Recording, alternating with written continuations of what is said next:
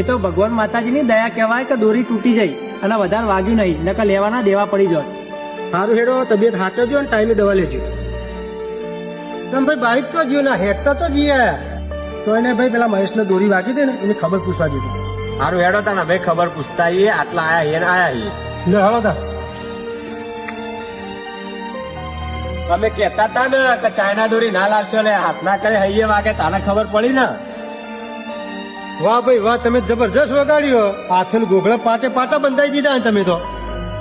અલ્યા ભાઈ, તમે તો બે જણા ખબર લેવા આવ્યા કે મજાક કરવા આવ્યા? અમે તો ખબરે લેવા આયા છીએ અને મજાક કરવા આયા છીએ. ભાઈ તમારી બેન મજાક મજા આવ્યા હોય, મારું મન જાણે. તમે ના નતા પાડતા ભાઈ ચાઇના દોરી ના લવાય. આ વાજ્યું તાણ ખબર પડી ને. તમને આવું વાજ્યું ચમ બીજું કશું નહીં થતું હોય? જો ભાઈ, આ તો ખાલી અમે તને વાગવાની જ વાત કરીએ છીએ. બાકી ચાઇનીઝ દોરી આકાશમાં ઉડતા એવા કેટલાય નિર્દોષ પક્ષીઓને વાગતી હશે. બિચારો કેટલાય નિર્દોષ પક્ષીઓ મરી જતો હશે. રોડ ઉપર જતા બાઇક ચાલકોના ગળામાં ફસાઈ અને તારા જેવી ન વાગતી હશે. એટલે જ અમે તને નતા કહેતા કે ચાઇનીઝ દોરી ના વપરાય. એ તમને નુકસાન કરે અને બીજાને નુકસાન કરે, પણ તમે સમજ્યા નહીં. પણ ભાઈ શું કરીએ, અમારી ભૂલ થઈ ગઈ. જો ભાઈ, ઓમાં આ બેનો કોઈ વોક નહીં. અત્યારે માણસો પૈસા કમાવાની લાલચમાં અને પોતાના શોખ પૂરા કરવા માટે કોઈ પણ હદે જઈ શકે. એમાં એક આ ઉદાહરણ ચાઇનીઝ દોરી જ જુઓ. આ ચાઇનીઝ દોરીથી કેટલાય નિર્દોષ પક્ષીઓ મરી જોઈ અને કેટલાય માણસો મરી જોઈ.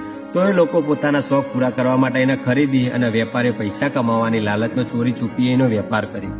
બીજી એક વાત, આજના યુગનો માણસ પોતાના મોત શોખમાં એટલો ગોડો બની ગયો ને કે એના અંદર દયા ભાવ જેવી કોઈ વાત જ નહીં.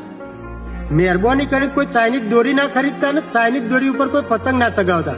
તમારો 2 દિવસનો શોખ કોઈના મોતનું કારણ ના બની જાય, એ વાતનું ખાસ ધ્યાન રાખજો. અમારી ટીમ કળયુગ તરફથી તમને અને તમારા પરિવારને ઉત્તરાયણની હાર્દિક શુભકામનાઓ. જય શ્રી રામ. ખરેખર આજ અમને અમારી ભૂલ ઉપર ઘણો બધો પસ્તાવો થાય અને આપણો શોખ કોઈના ઘરનું માતમ ના બની જાય ને એ વાતનું ખાસ ધ્યાન રાખજો. આકાશમાં ઉડતા નિર્દોષ પક્ષીઓનું પણ અને તમારું પણ. ઉત્તરાયણની તમને બધાને હાર્દિક શુભકામનાઓ.